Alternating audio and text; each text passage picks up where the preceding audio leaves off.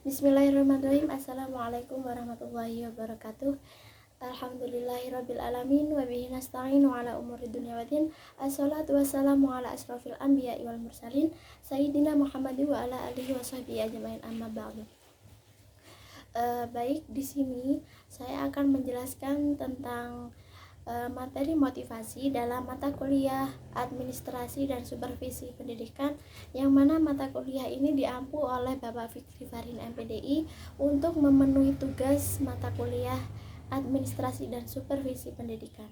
Baik, langsung saja di sini saya akan menjelaskan terlebih dahulu tentang pengertian motivasi dan motif. Nah, apa sih motivasi itu? Motivasi itu adalah dorongan atau kekuatan yang mendorong individu untuk bertindak atau mencapai suatu tujuan tertentu. Nah, sedangkan motif adalah sesuatu yang menjadi dasar dari segala perilaku seseorang. Jadi, maksudnya itu adalah motivasi itu dorongan atau suatu bentuk semangat, dan sedangkan motif itu sendiri itu adalah bentuk perilaku seseorang. Jadi motivasi itu objeknya dan motif itu subjeknya. Kemudian untuk tujuan motivasi itu memiliki tujuan mendorong dan merangsang pegawai untuk melakukan kegiatan atau tugasnya dengan rasa kesadaran. Sebagai upaya motivasi, pemimpin dapat melakukan kegiatan untuk meningkatkan kegairahan, kemudian ada disiplin, kesejahteraan, kemudian ada prestasi, kemudian moral kerja, tanggung jawab terhadap tugas-tugas, produktivitas, dan efisiensi pegawai. Kemudian ada prinsip-prinsip motivasi di sini. Yang pertama ada prinsip kompetisi. Nah, apa sih prinsip kompetisi itu? Jadi prinsip kompetisi itu sebuah upaya untuk memberikan kesempatan kepada setiap orang yang memperlihatkan seluruh kemampuannya dengan difasilitasi secara sehat dan benar.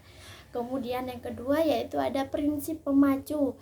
Nah, prinsip pemacu ini merupakan upaya dalam memberikan sebuah dorongan yang berupa tindakan positif, sehingga jadi pihak yang diberi motivasi itu menyegerakan atau melakukan tindakan tersebut. Kemudian yang ketiga ada prinsip ganjaran dan hukuman. Nah, prinsip ganjaran dan hukuman itu biasanya dilakukan kepada anak-anak dengan tujuan supaya anak termotivasi untuk belajar.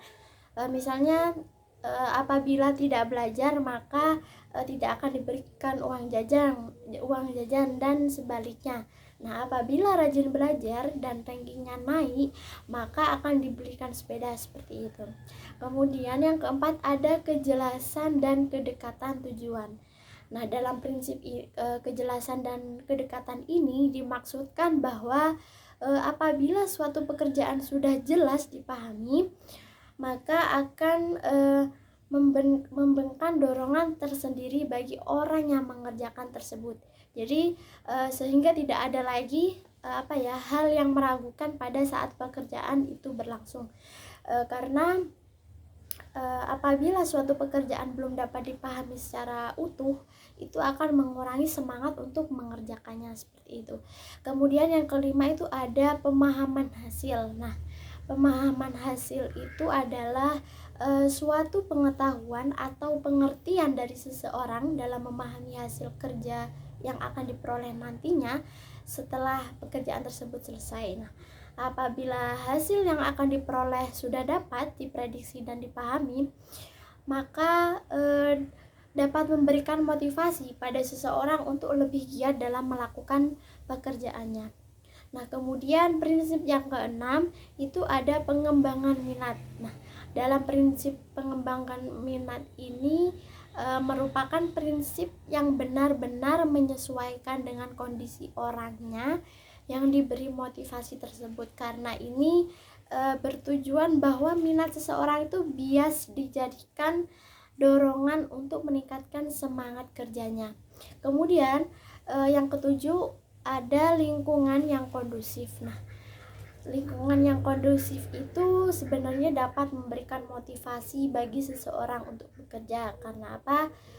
Misalnya adanya ventilasi yang cukup di ruangan dapat menyamankan suasana kerja, kemudian hubungan dengan rekan kerja yang harmonis, kemudian cahaya yang cukup, dan terdapat AC, serta masih banyak lagi.